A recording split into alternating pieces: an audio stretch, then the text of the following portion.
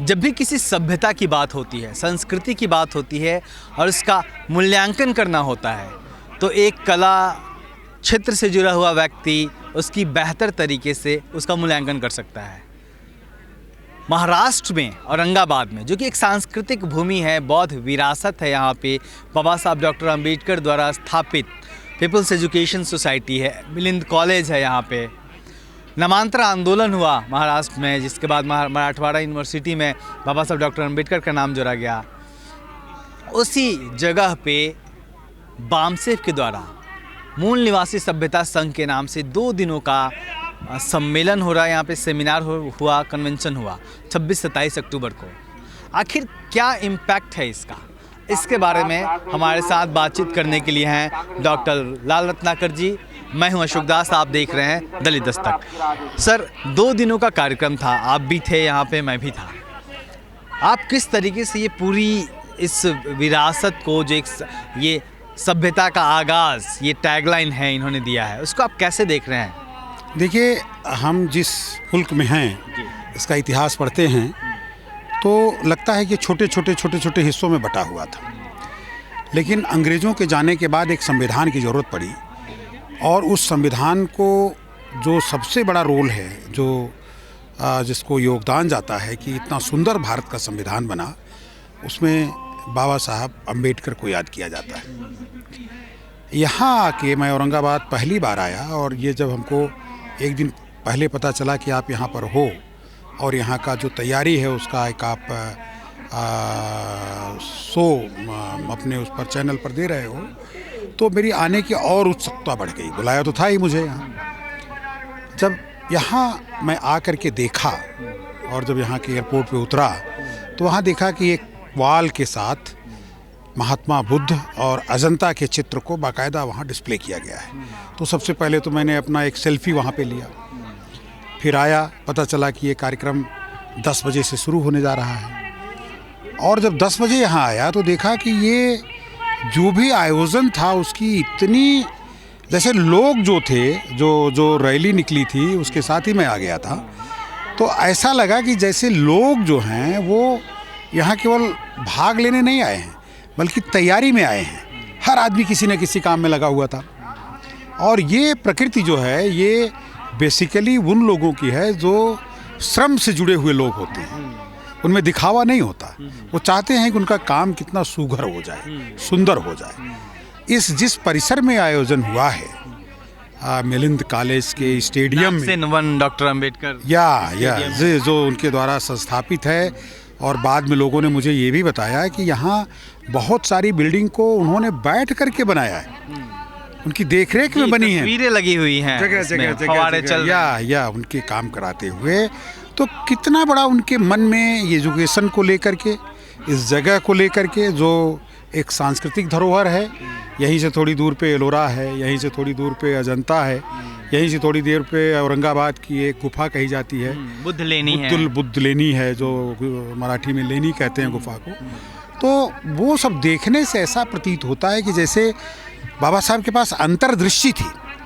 उन्हें ये पता था कि ये जो हमारी जो सभ्यता है उसका यहाँ पर भंडार है, वो यहाँ पर दबी हुई है, छुपी हुई है। तो उन्होंने कितना सोच करके इस जगह को चुना होगा, और ऐसा सुंदर इंस्टीट्यूशन, इतना सुंदर स्टेडियम, इतनी दूर तक फैला हुआ कॉलेज।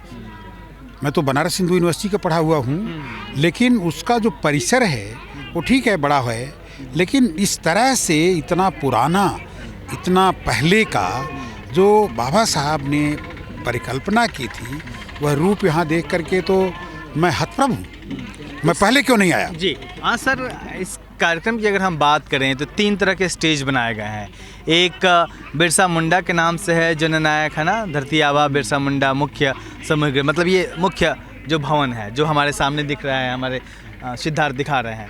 इसके बाद ये फिल्म फेस्टिवल चल रहा है जो अन्ना भाऊ साठे के नाम से बना हुआ है। अन्ना भाऊ साठे आप वो सोशल रिफॉर्मर, बिल्कुल सोशल रिफॉर्मर है, बहुत बड़े कवि, लेखक, कलाकार हैं, है ना। उत्तर भारत के लोगों को भी जानना चाहिए उनका। फिर सावित्रीबाई फुले के नाम पे सभागार है जो जहाँ पे कवि सम्मेलन और तमाम तरह की चीज़ें हो रही हैं। एक कला दीर्घा भी बनी हुई है जो पेरियार के नाम पे है। तो एक कहीं ना कहीं कल्चरली रूप से हम देखें तो ट्राइबल कम्युनिटी के होते हैं आपके धरती आबा बिरसा मुंडा जी, ये एक बहुत बड़े लोग शाहिर हुए हैं, अन्ना भाऊ साठे जी जो यहाँ मातंग समाज से ताल्लुक़ रखते हैं। सावित्रीबाई फुले का अपना एक रोल है, सारी दुनिया जानने लगी है अब। पेरियार दक्षिण से आते हैं, सबको समेटा गया है यहाँ पे। आ ही रहा था इसी मुद्दे पर, आपने सवाल का एक दूसरा शेप दे दिया, तो मैं इसी मुद्दे पे आ रहा था कि जब यहाँ इस पृष्ठभूमि के साथ जिन लोगों ने भी इस कार्यक्रम का संयोजन किया है वो निश्चित रूप से पूरे एक जो आधुनिक व्यवस्था जिस तरह से होनी चाहिए कि सारे कार्यक्रम अलग अलग हाल में चल रहे हैं, जिनका आपने जिक्र किया, जो नाम लिया, एक दूसरे हाल का कार्यक्रम दूसरे हाल से डिस्टर्ब नहीं हो रहा है। बाहर आवाज़ सबकी आ रही है, लेकिन जब वहाँ अंदर हैं तो हम उसी कार्यक्रम के प्रति केंद्रित हैं। और ये सुंदरता जो है, और जो इसके साथ पूरा एक जो पूरे परिसर में एक मेले का आयोजन है, फूड कोर्ट है जहाँ महाराष्ट्र के नाना प्रकार के जो व्यंजन हैं वो बन रहे हैं, अलग अलग स्टेट के हैं या अलग अलग स्टेट के भी यहाँ, हाँ यस, अलग अलग स्टेट के भी हैं, लेकिन महाराष्ट्र का हमने ज़्यादा प्रेफर किया। तो और इसी तरह से बुक स्टॉल और तमाम तरह की चीज़ें यहाँ पर हैं। और ये जो इन्होंने एक ये अल्पना का जो केंद्र बनाया, ये भी बहुत यूनिक बनाया है। यहाँ की जो उपज है, यहाँ के जो काम हैं, मूल निवासी समाज इस काम में लगा है। एग्जैक्टली। तो जो मूल निवासी सभ्यता का बेसिकली जो एक कॉन्सेप्ट है, जो उनकी अपनी पहचान है, उसको दिखाने का जो नायाब रूप यहाँ पर प्रस्तुत हुआ है। तो अगर इसका जो अछूता रह गया देश में, उसके लिए तो समझ भी नहीं आएगा कि मूल निवासी क्या है। अगर वो आता है यहाँ तो उसको समझ में आता है कि मूल निवासी के अतिरिक्त तो कुछ है ही नहीं है। मूल निवासी के अतिरिक्त तो यहाँ कुछ है ही नहीं है। तो ये जो सबसे खूबसूरत चीज़ यहाँ पर यहाँ के आयोजकों ने, संयोजकों ने बनाई है, वह निश्चित रूप से 2 दिन में हमने इतना अनुभव किया जो अब तक हम पढ़ करके इनके बारे में नहीं जान पाए थे, या हम कोई लिटरेचर देखें और कोई समझना, लोगों से मिलना, लोगों से बात करना, लोगों के अंदर जो प्रेम भाव है, एक साथ बैठना, खाना खाना। अच्छा सर, मैं आपको टोकूंगा इसी बात पे। हम दोनों उत्तर भारत से ताल्लुक़ रखते हैं। लखनऊ, आप बनारस से पढ़े हुए हैं, BHU से। लखनऊ में भी आप काफ़ी सक्रिय रहे हैं, दिल्ली में भी हैं, मैं बिहार से हूँ। हमारे तरफ जो आंदोलन होता है, क्योंकि उधर के लोगों को भी जानना ज़रूरी है, वहाँ इस शक्ल में आंदोलन नहीं हो पाता। अगर वहाँ 2-3 का इस तरह का सेमिनार होता तो ब्राह्मणवाद, मनुवाद, तमाम चीज़ें हावी होती, उस तरीके से व्याख्यान होते। उस यहाँ 2 दिनों में मैंने कभी भी ब्राह्मणवाद शब्द नहीं सुना, मनुवाद शब्द नहीं सुना, मनुवादियों को शब्द नहीं सुना।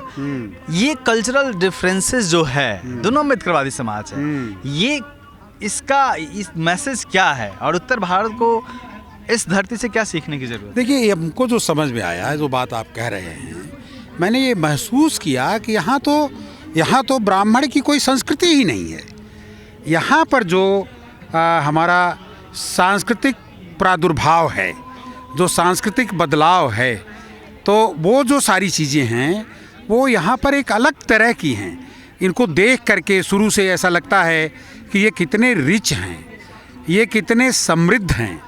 ये लोग जो हैं, इनको ऐसा महसूस होता है, मुझे ऐसा लगा कि ये कितने रिच हैं अपनी कल्चर को लेकर के। जब भी आप यहाँ की कोई भी कल्चर देखिएगा, या दूसरा ये आता है कि जो यहाँ लड़ाई लड़ी गई है, इन लोगों ने उनको परास्त कर दिया है। अभी आज तक उत्तर भारत के लोगों ने वो उनके चक्कर में फंसे हुए हैं।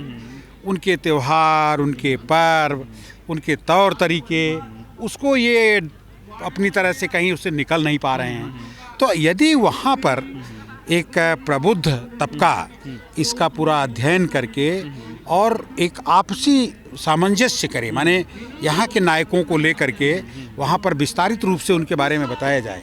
अब धीरे धीरे थोड़ा थोड़ा लोग वहाँ सावित्रीबाई फुले को, पेरियार को, ज्योतिबा फुले को समझने लगे हैं। लेकिन जो जगदेव प्रसाद कुशवाहा के साथ हुआ, जिस तरह से वो आंदोलन खड़ा किए और उनकी हत्या कर दी गई, उससे वो भय भी डराते भी हैं। आप देखिए यहाँ पर स्त्री पुरुष यंग हर उम्र के लोग धड़ल्ले से घूम रहे हैं, एंजॉय कर रहे हैं अपनी सभ्यता से, जैसे वो सजग हैं। उनकी जो साउथ इंडिया से और 2-3 हीरो आए, जो प्रोड्यूसर आए, उन लोगों ने भी अपने को कैसे रिफ्लेक्ट किया। जो खास करके विभिन्न समूहों के लोग हैं, वो उनकी जो बेचैनी है, वो पढ़े लिखे लोग और वो अपनी जनरेशन को पढ़ाना चाहते हैं। अब इस संस्था को आप देखेंगे तो आप जरा बिहार में देखिए ना, कौन इसके लेवल की कौन सी संस्था है। यहाँ तो पूरा महाराष्ट्र के लोग आकर के पढ़ सकते हैं। महाराष्ट्र के बाहर के लोग तो पढ़ते ही हैं, लेकिन ये जो एजुकेशन का हब है, सेंटर है और जो संस्कृति का केंद्र है, वो तो इसी के इर्द गिर्द है भाई। चाहे एलोरा हो, चाहे आप यहाँ वाली वो देखिए कि कितने हजार साल पहले के बने हुए, और ये लोग मानते हैं कि हमारे लोगों की चीज़ें हैं ये, इसको बनाने वाले कोई दूसरे लोग नहीं हैं, इसलिए उनका रखरखाव भी उस लेवल पे नहीं हो रहा है। तो ये एक नई चीज़ हमको यहाँ से दिखाई दी। और आप सर चित्रकार हैं, ये जो तस्वीरें अभी हम थोड़ी देर पहले बात कर रहे थे, ये जो चीज़ें रखी हुई हैं, एक तरीके से मूल निवासी समाज जो है वो तमाम कामों में लिप्त है। कहते हैं कि हम शुरू से ही मेहनत कश लोग हैं, है ना, हम लोग मतलब अपनी मेहनत का खाते हैं, पसीने का खाते हैं, मांग का नहीं खाते। अब वो तमाम चीज़ों का जिक्र है यहाँ पे, चाहे कुम्हार मिट्टी का बर्तन बना रहा हो, या फिर हल चलाना हो किसान का, या फिर तमाम लोग हों। तो इस एज ए आर्टिस्ट आप इसको किस तरीके से देख रहे हैं? आयोजक का ये जो मैसेज देने का तरीका है, मोची भी है, तो उसको लेके मैं ये बहुत ही शिद्दत से महसूस किया कि जो विजुअलाइजेशन है, जो आर्ट है, आर्ट का जो रिप्रेजेंटेशन है, वो इनके पास ज़्यादा है। हमारे लोग क्या करते हैं कि अगर उन्होंने कहीं, हमारे लोग मतलब उत्तर भारत माने हम जिनकी परिप्रेक्ष्य में या तुलनात्मक बात कर रहे हैं, तो वो लोग क्या करते हैं, वो दिखावे में ज़्यादा उनको आप किसी देवी देवता को यहाँ देखिए, यहाँ अगर बुद्ध हैं तो उसके साथ तस्वीरें भी नहीं कुछ ऐसा नहीं है। और जो आमजन है, जो ये लकड़ी का काम करने वाला है, जो बाजा बजाने वाला है, जो झाड़ू बनाने वाला है, जो बार्बर है, जो खेती में तमाम पुरानी चीज़ें जैसे तेल पेरते थे लोग, तो ये जो एक हमारी जो कोलू का बैल, जो हमारी नई जनरेशन है, हो सकता है आज उसके यहाँ भी ये चीज़ें कम हो गई हों, लेकिन उसको उसके दिमाग में चीज़ें जानी चाहिए कि हमारी जो संस्कृति के निर्माता हैं वो चाइना नहीं है। जैसे रोज रोज चाइना कहते हैं, बंद हो जाना चाहिए। अनाज भी रखे हुए, हाँ, ये सारे जो यहाँ के उत्पाद हैं, और ये आप देखें तो ये सिंधु घाटी से जो मुहर है उसका भी यहाँ पे इन्होंने बनाया है। तो ये जो विविध रूपों को इन्होंने दर्शाया है, तो ये रूप कहीं ना कहीं हमारे लोगों के दिमाग में जाता है, ये इमेज बनती है। तो ये जो इमेज बनाई है इन्होंने, वो निश्चित रूप से अपनी आने वाली जनरेशन, और ये अगर इस वीडियो के माध्यम से ये मैसेज उन तक पहुँचे, और इस पर देखिए इसके पीछे बहुत विद्वान लोग लगे। जिन लोगों से भी मेरी यहाँ मुलाकात हुई है, वो अपने अपने क्षेत्र के वो मास्टर्स हैं, PhD हैं, और उसके पीछे उनकी एक सोच है बाकायदा, जो आज अगर आप देखेंगे तो बहुत ही प्लान्ड वे में इन्होंने इसको ऑर्गेनाइज किया है। बिहार के कवियों को, बिहार के रचनाकारों को, तमाम देश भर से आए हुए लोगों को यहाँ पर उन्होंने अवसर दिया, मौका दिया। जो अपने झारखंड, उत्तराखंड, पंजाब, जो अपने प्लेटफार्म पे उनको पहुँचता नहीं, उनके यहाँ अंगूठा छाप नेता या तो आके कोई बात कह जाएगा या तो इस तरह की बात कर जाएगा, उसको उनकी भावनाओं का ध्यान नहीं रखा जाता। यहाँ लोगों का मनोभाव, लोगों के अंदर की जो भावना है, वो व्यक्त करने का पूरा अवसर मिला।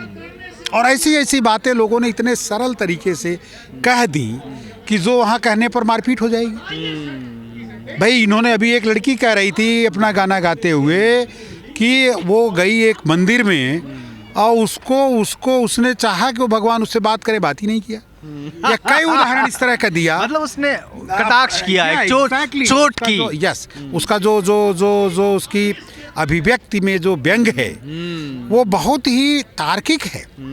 और जो लड़की कल वो गीत गा रही थी वो तो अद्भुत ही गा रही थी। वो इस समय का जो उसका जो पूरा इस समय का चित्रण है समकालीन दौर का, वो उसके काव्य में, उसकी कविता में।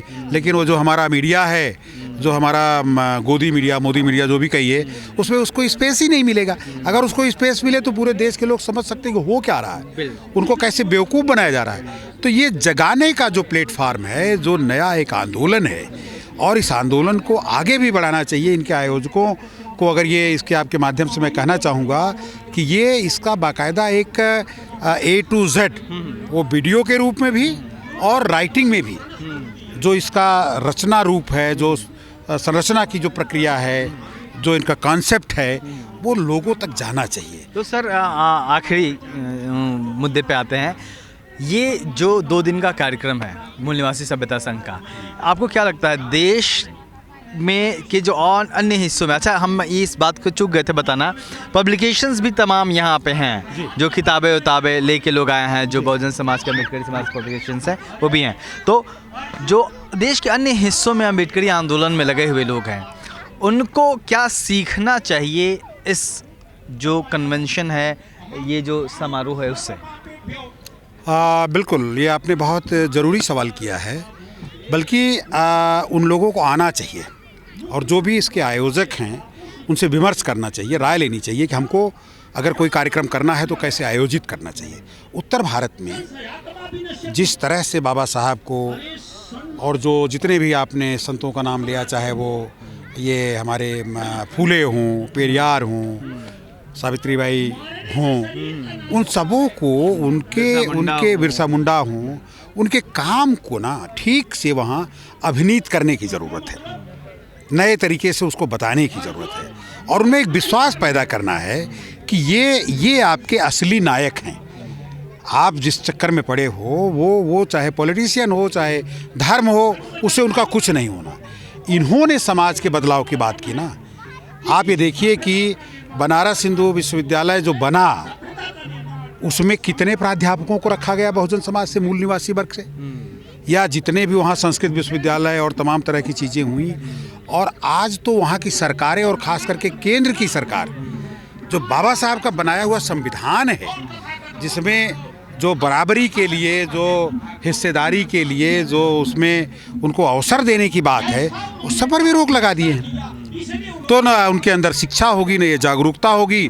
तो ये निश्चित रूप से ये जो औरंगाबाद का एक कार्यक्रम है, ये पूरे देश को देखना होगा और देश को पूरा समझना होगा कि इन लोगों की जो भावना है, जो मूल निवासी सभ्यता का इन्होंने आगाज़ किया है, ये कैसे पूरे देश में फैले। जी निश्चित तौर पे।